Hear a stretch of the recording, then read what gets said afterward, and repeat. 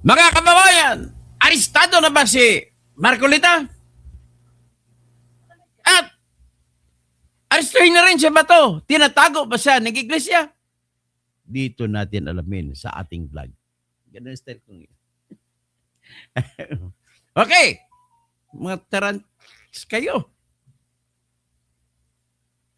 Mamaya, pagkatapos ito, ilalive ko naman yung mga si Bendalo, mga Happy Father's Day sa mga Bendalo. Sa mga maraming panganay, Happy Father's Day. Yung mga Robos King. Pati yung si Sandro pala, nahulugan na muntik na magiging tatay. Si Sandro Marcos. Buti na lang na nahulugan. Kung hindi, nakuna na misis. Kasi sa Ilonggo nahulugan eh. Ang tawag. Salitang Ilonggo nahulugan, pero salitang Tagalog nakunan. Pero mali ata yung sinasabi na nakunan eh. Alam mo ba kung bakit mali? Sino ba kumuha kung nakunan? Pero kung nahulugan, kahit na walang hulog lang. Live po, Christian San Agustin. Lalaine Toranibo, Happy Father's Day sa ating lahat ng mga marangal na mga lalaki. Huwag lang yun sa mga bendalo na lalaki. So, Araceli Harder, Happy Father's Day. Okay? So, bago ang lahat, siguro patugtugin muna natin yung aking paboritong kanta. Sa Pilipinas, kilala ang tindig. Di kayang bayaran kanyang prinsipyo. Kung may inaapi. Ito na. Ang ating kanta ng bayan.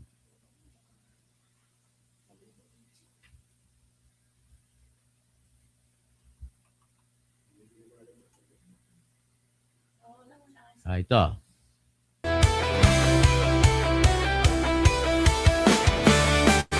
Clara Fernandez, Happy Father's Day rin. Salamat sa inyo mga husbands. Nelson Morito, Happy Father's Day rin. Kilala ang tindi,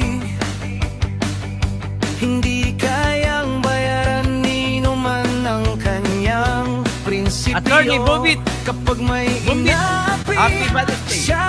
Attorney Manny Topacio, Happy Father's Day. kapag may bayaran, siya ang hadlang. At hindi Attorney siya biglog sa pananakot ng kaklase ilan, ni hindi siya alila ng sino mang mayaman. Attorney Bautista, kaklase ni Attorney Gadon, Happy Father's Day. Yan mano-mano kapag ang taong bayan ang nasasakal, siyang unang sumusugot, tumatagal. Hindi perang sukatan ng halaga, kundi kung sino ang lumalaban para sa masa. Totoo kasing tirador, totoo kasing tirador, kakapi ng naaapi, kalaban ng sakim na mandarambon. Totoo kasing tirador, totoo kasing tirador, hindi kayang bilhin ang puso niyang matibay.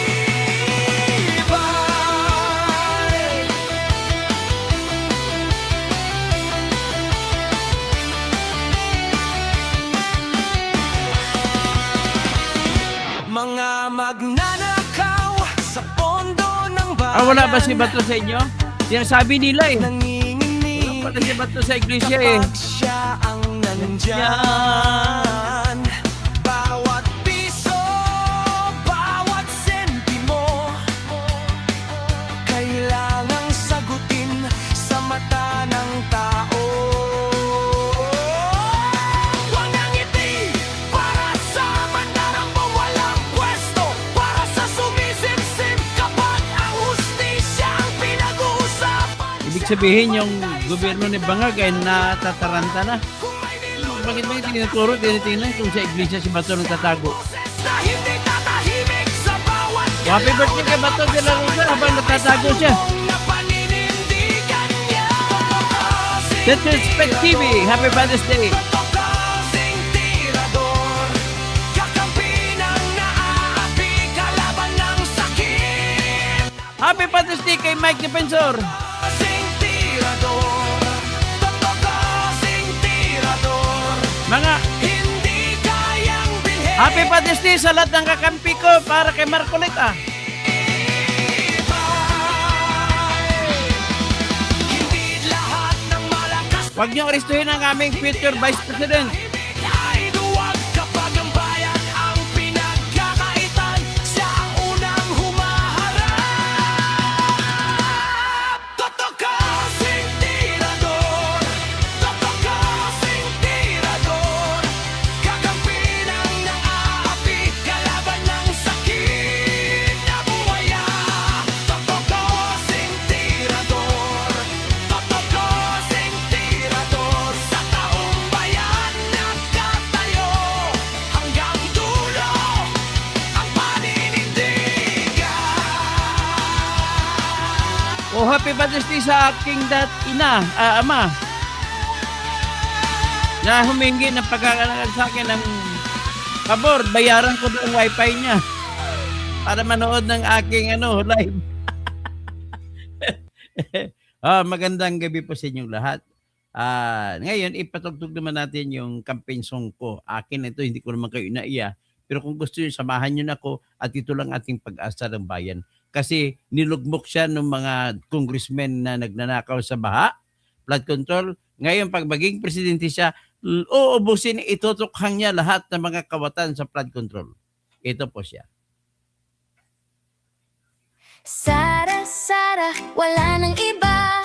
Sara, Sara lang pag-asa. Sara, Sara, siya lang makapakulong. Mga kontraktor ubusin niya. Si BBM Sandro ikulong niya. Hangin na yan! Si Tamba Zaldi ikulong niya. Tapang at malasakit ibalik para bayan ay manahimik. Durugin ang sindikato sa korte, sa DPUA, sa DS Void, sa PhilHealth. Ayan, magandang gabi sa inyo lahat mga kaibigan ko. Okay? Ano tayo? Okay, ito po ang ating pag-usapan. Pag natataranta na talaga sila, hindi nila alam paano gagawin. Ang galing talaga itong anak ng iglesia na si Marcoleta, ang galing talaga. Inaalok pa sarili, aristuhin niyo ko, come and get me. Sila natatakot. Bakit kaya? Tapos to the point ngayon, kanina, sinabi na ni John B. Cremulya, wala raw warrant of arrest. Pero ang alam ko, meron. Kasi ilang ulit na sila nagdidebate kung sinong aristo, nagtuturuan. Pati si Matibag, ayaw mag-aristo kasi pag inaristo niya, lahat ng Iglesia ni Cristo na member o kasapi dyan sa San Pedro Laguna ay hindi nabubuto kay Rose Ann Matibag na congresswoman sa ngayon. Kaya ito, pakinggan muna natin ulit. Laging pinagdidiinan ni Attorney Dan Marcoleta na handa na ang warrant of arrest sa kanya. Pero ganun pa man, siya'y handa tatanggapin kung sino man papasok para siya'y aristuhin. Pero hanggang sa ngayon, walang naglalakas ng loob. At hindi lang yan, natataranta na talaga sila. Kung ano-anong kwento ginagawa, kesyo daw nagtatago si Bato sa iglesia, tinatago daw ng iglesia si Bato. Ay nako, kung ano man yun. May mga iglesia tayo dito na nakanonood daw, sinasabi wala si Bato. Ano ba kayo? Matindi na talaga kayo pagkataranta na nagpapanik na kayo ng todo. O ito si Marcoleta. Aresto at maipakulong, kagaya na po ng sinasabi ko, maaari pong isang araw, hindi po natin alam kung ngayon o bukas, sa makalawa, ay iahain po sa akin ang warrant of arrest upang ako po ay arestuhin. Pero wag po kayong mag-alala kahit ako po ay kanilang maaresto at maipakulong, kagaya na po ng sinasabi ko, ay hindi po tayo titigil. Maaari pong isang araw, hindi po natin alam kung ngayon o bukas, sa makalawa, ay iahain po sa akin ang warrant of arrest upang ako po ay arestuhin. Pero wag po kayong mag-alala kahit ako po ay kanilang maaresto at maipakulong, kagaya na po ng sinasabi ko, ay hindi po tayo titigil.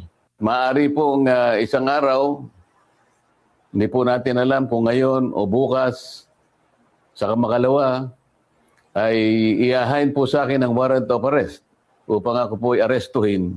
Pero Huwag po kayong mag-alala kahit ako po ay kanilang maaresto at maipakulong. Kagaya na po ng sinasabi ko, ay hindi po tayo titigil. Maaari pong Okay, yan ha. Yan ang sinasabi ni Marcoleta. So, ngayon, bakit nataranta kayo? Ngayon, yung pagkataranta na yan ay umabot pa sa punto na mag-imbento pa sila ng kwento na si Bato ay tinatago ng iglesia. Oh, ito naman ang anak ng wedding talaga itong mga taong gobyerno talaga. Wala na talaga ito naiisip. Ito may nag-vlog. Kasi may chismis-chismis na gusto papasukin ng mga pulis ang simbahan ng iglesia doon sa Tandang Sora para naman alamin kung nandun si Bato. Hindi nyo, kung nagawa nyo kay Kibuloy yan, huwag nyo gagawin sa iglesia ni Cristo. Ganito lang po ang masasabi ko dyan. Ito po. Kasi aminin natin siya, hindi, mas malakas ang reputasyon ng iglesia kumpara sa kay Kibuloy. Totoo naman I'm just only telling the truth. Ito. Ang mga miyembro ng Iglesia ni Cristo na may caption na "We are one." Kumalat kasi sa social media ang bali-balitang lulusubin daw at papasukin ng Marcos administration ang headquarters ng Iglesia ni Cristo. Isang hudyat na lamang daw ang hinihintay. Nakahanda na ang buong Iglesia ni Cristo. Ayon pa sa post na nagngangalang Lay Flores. Isang hudyat lang, magkakaalaman ang lahat kung ano ang pasya, yun ang masusunod. We are one, one faith, one purpose, one body in Christ. Saan nga ba nag-ugat ang lahat ng ito? Ayon kasi sa post ng Demokrasya Philippines, ang post na ito ay noong May 16 pa, 2026. Ang sabi dito, Bato, nagtatago sa main office ng Iglesia ni Cristo sa Central Avenue sa Quezon City. Usap-usapan ngayon sa social media ang post ng political content creator na si Pebbles Talaquera na kasalukuyang nagtatago si Bato de la Rosa sa Iglesia ni Cristo main office sa Central Avenue sa Quezon City. Ayon kay Pebbles, mga opisyal ng Iglesia ni Cristo ang nagtakas kay Bato sa Senado matapos ang naganap na putukan noong gabi ng May 13, 2026. Ito yung post ni Pebbles Talaquera. Confirmed. Kaya tahimik si Marcoleta at gusto niya na pwedeng bumoto through virtual kineso. Ingat, Iglesia ni Cristo. Baka kayo mabunot ng taong bayan. Dami niyong kalokohan. Religion ba kayo? Nakialam na naman ng INC. Kanina pa kayo reported. Kaya nga sabi ko, ilabas yung CCTV. Sinakyan ni Robin. Di sila aalis nang walang backup. Sorry kayo. Nakita kayo ni Cameron Diaz. Nakasakay sa police mobile. Dapat sa kulto na to maimbestigahan. Saka yung DIR Rivera sa BJMP camp. Bagong diwa na INC. Diba dapat retire ka na last year pa ng November? Bakit di ka pa pinapalitan? Paldo ba? At bakit puro INC ang director ng BJMP? Anong meron? Sa Iglesia ni Cristo ba ang BJMP? Robin, sabi ko sa'yo, hindi ka pa panalo. Nasinundan pa ng screenshot na message daw ang sabi. May info ako, legit source. Nasa INC si Bato sa Central. Sinakay siya last night using police mobile going to Central. Confirmed. Nung first day ng kaguluhan, puro hitman ng Iglesia ni Cristo ang nasa labas. Nagpadala sila ng 60 katao. Utos ng 01 ng Quezon City at Manila. At ayon nga sa post ng Philippine Defense Forces Forum, this is the police vehicle SNB 1767 that was reportedly part of the convoy seen departing from the Senate building before dawn today. The senators allegedly in the convoy were Senator Robin Padilla and Senator Ronald De La Rosa, who escaped from Senate custody. Mukhang ito yata yung pinag-ugatan na pinalabas ni Pebbles Talaquera na parang nasa pangangalaga ng Iglesia ni Cristo sa Senator Bato de la Rosa. Kaya siguro kumalat yung bali-balita na papasukin ng Marcos administration ang headquarters ng Iglesia ni Cristo. Kasi nga naman, hindi na nila mahagilap ng Marcos administration kung saan man nagtatago sa Senator Bato. Pero alalahanin natin, malaki makapangyarihan ng Iglesia ni Cristo. Baka matatandaan natin na minsan ng kinalaban at pinabagsak ang Iglesia ni Cristo ng ilang presidenteng nagdaan. Ngunit hindi nila matibag-tibag. Ayon pa nga sa kataga ni Ferdinand Marcos Sr. noon, huwag mong gisingin ang natutulog na higante. Yan tinutukoy niya ang Iglesia ni Cristo. At ang sabi nga ng namayapa na si Juan Ponce Enrile, kung gusto mong gumulo ang buhay mo, guluhin mo ang Iglesia ni Cristo. At ang sabi pa nga rin ng namayapa na rin na si Miriam Defensor Santiago, huwag mong pakialaman ang kaisahan ng Iglesia ni Cristo. Kasi talaga ang Iglesia ni Cristo solid yan sa pagkakaisa. Hindi tulad ng mga ibang religion, ng mga simbahang Katoliko, mga Christian, mga nagpapanggap na banal-banalan, sila nga hindi nila magawang magkaisa. Kaya naman naiinggit ang ibang religious group sa Iglesia ni Cristo kasi gaya na nakikita nyo sa screen, yan, pagkakaisa nila yan. Na hindi kayang gawin ng ibang religious group ang magkaisa. Na ngayon, ang President for Studies in Asian Church and Culture na si Dr.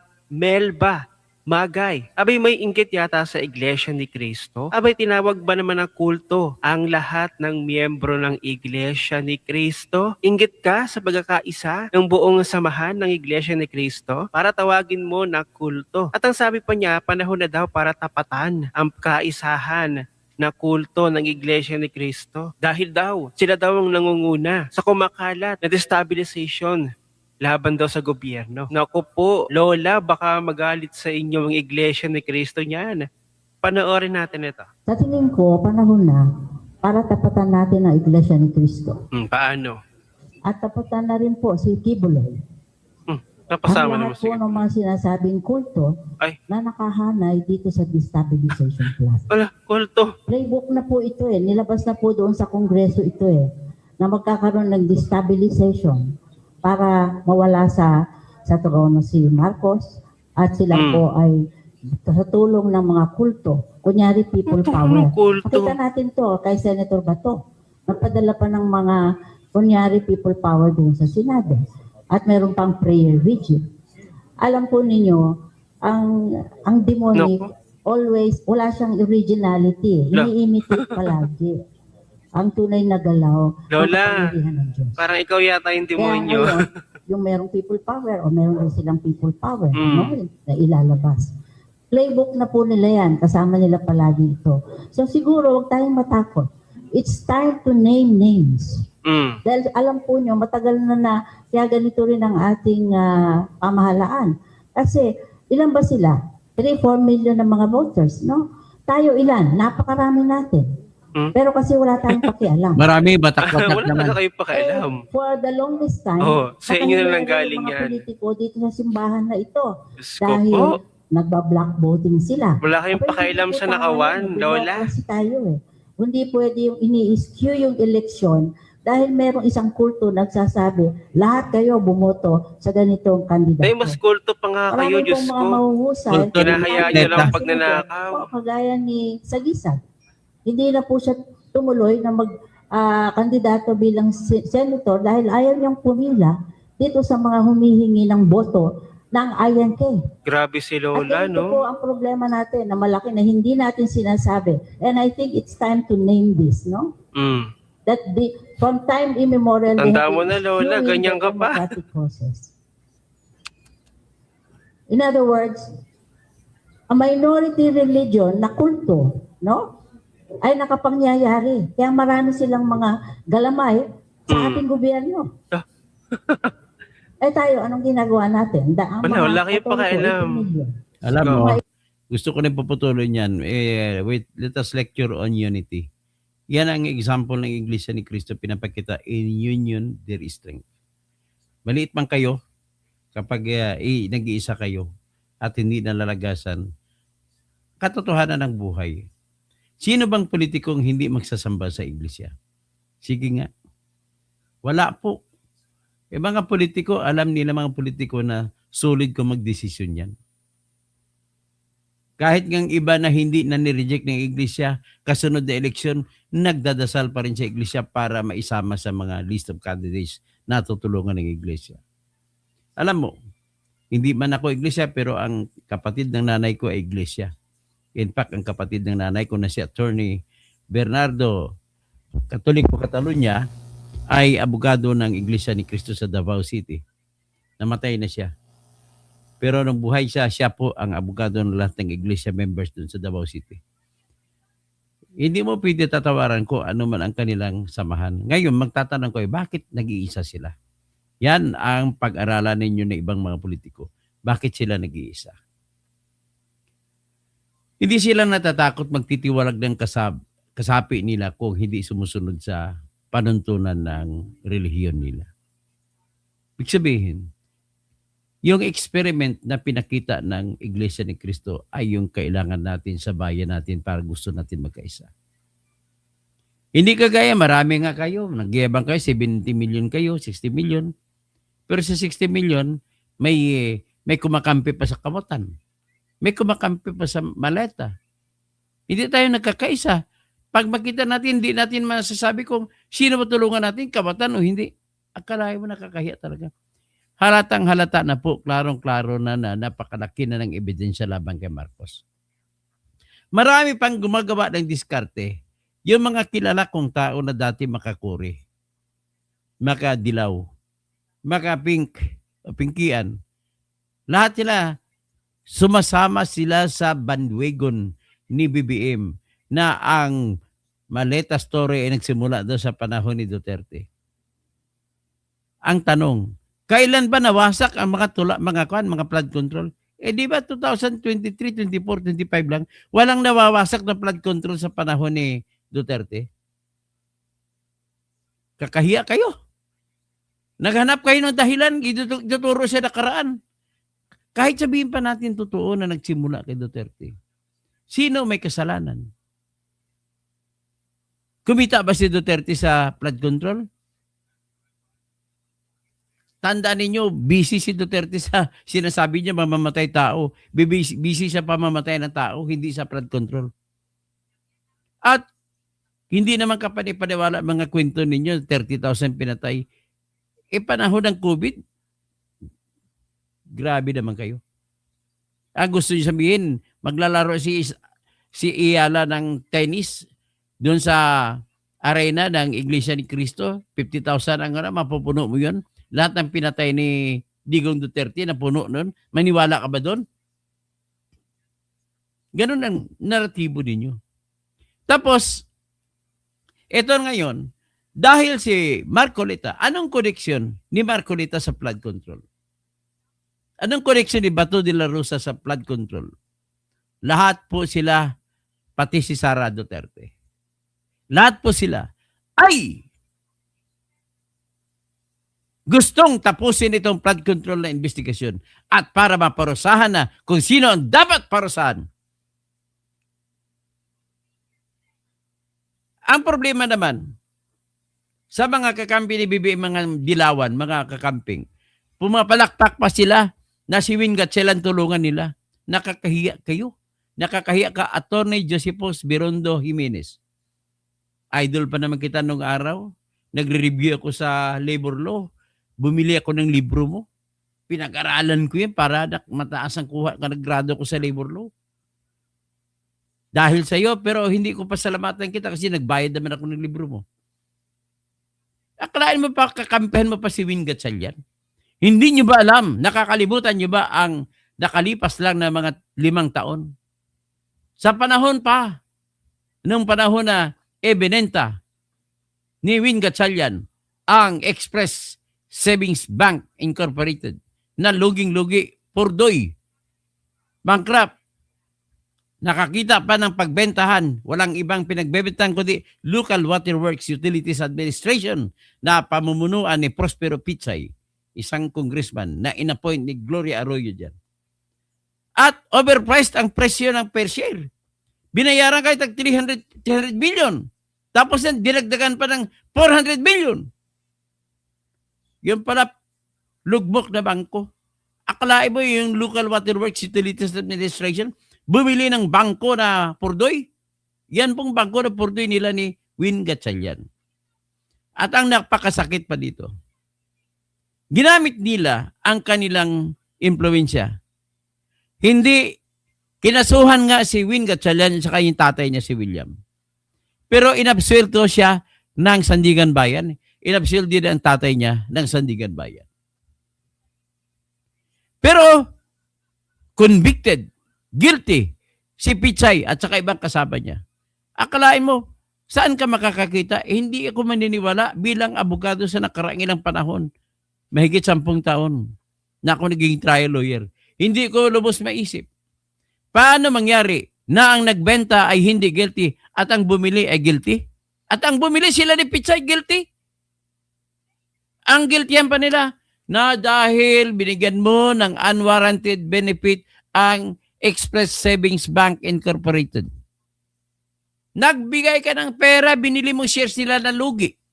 Yan ang theory kung bakit na-guilty si Pichay. Tapos, ang nangyari, bakit naman hindi guilty ang mga Win Gatchalian? Sila ang nagbebenta, tatay niya, tsaka siya. Por Diyos, por Santo. Alam ni Marcoleta yan. Maraming alam si Marcoleta, matalinong tao kasi yung taong yan. At si Marcoleta, tandaan nyo, gumraduate din siya sa San Sebastian College of Law, kagaya ni Sara Duterte. Kagaya po ni Attorney Sheila Season, na abogado ni Sara Duterte sa ngayon. At saka, sino pang iba? Si Attorney Monsayak. Si Attorney Ryan Kilala, na ombudsman prosecutor. Graduate din po yun ng San Sebastian. Pero ako, graduate ako ng Pamantasan ng Lungsod ng Maynila, College of Law. Pero hanga ako sa mga taga San Sebastian. Diyan din naging din si Rufus Rodriguez. Pero ang pinagsasabi ko rito po, ay, paano kayo nakalusot? So bakit niyo suportahan yung grupo ni Win Gatchalian na tad-tad ng kasinungalingan, tad-tad ng kakurakutan? Isa pa, matagal nang gusto ni Win Gatchalian at saka ng tatay niya na magkaroon ng water plant Manila Bay. At papatong sila ng lupa doon sa Manila Bay. At ang ginawa nila, nasa likod yan, kakutsaban nila si Isko Moreno. Gagawin ng isla mula sa likod ng St. Quirino Grandstand, papunta sa lampas pa ng Manila Hotel. 35 billion pesos ang project nila dyan. Hanggang ngayon, hindi magawa-gawa. Sapagkat kumukontra ang United States Embassy. Sapagkat ang mga kasosyo ni Win Gatchalian ay yung mga Chinese engineers at contractors na gumawa ng mga isla doon sa West Philippine Sea. Ngayon, hindi nyo tawagin sa mga China? Bakit kayo kakampihan si Win Gatchalian? Kasi si Win Gatchalian, ano na yung BBM sa ilong? Hawak sa ilong. Ibang hawak bit, siya sa hawak sa ilong. Pwede na kantan, hawak ko ilong sa bawat galaw. Gano'n na nangyari niya kay Win Gatchalian. At napakataas po ng respeto ng netizens. Pinakamataas po si Alan Peter Cayetano. Si Alan Peter Cayetano, ang live viewers niya, alam mo Duarte, ilan? Minimum 1 million. Taas, 2 million, 3 million. Pero kung sila magla-live, sila ni Win Gatchalian, ang live nila, mataas na yung 7,000. Ikumpara mo million sa 1,000. Di ibig sabihin, pinagkatiwalaan ng mamamayan si Win Gatchalian, si Cayetano, ang pinagkatiwalaan naman si Win Gatchalian, ni BBM. O isa lang. O kaya, tama lang ang ginawa ni Marcoleta na ipaglaban mo talaga itong investigasyon sa flood control. Kasi sigurado na meron sila dyan. Isa lang ang ibig sabihin niyan kung bakit gusto niya ipa-aresto si Marcoleta. Tigilan lamang ang flood control investigation. Wala nang iba. Tapos si Bato, ginagawa niyo si Bato na pangbangga sa Iglesia ni Cristo. Kasi sabihin niya meron kayong katwiran, kriminal ito hinahanap namin tinatago ng Iglesia, kwento lang yan. Ano tingin niyo sa Iglesia ni Cristo? Kriminal? Pinakarespetadong relihiyon dyan Sa ngayon anhin mo mga Katoliko kung ang mga obispo nakatanggap ng baleta. Yung pare na si Flavi Villanueva ay nakatanggap ng maleta. Nalita ba? Parang envelope lang ata na expanded Mga 5 million lang laman. Kasama sila ni Leila de Lima. So yan po ang katotohanan, ladies and gentlemen. Panahon na po na tayo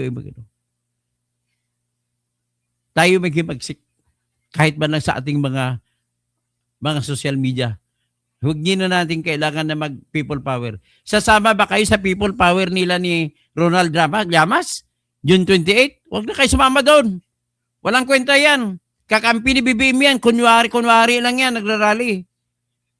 Huwag ka maniwala yan sa rally-rally ng mga Katoliko na yan.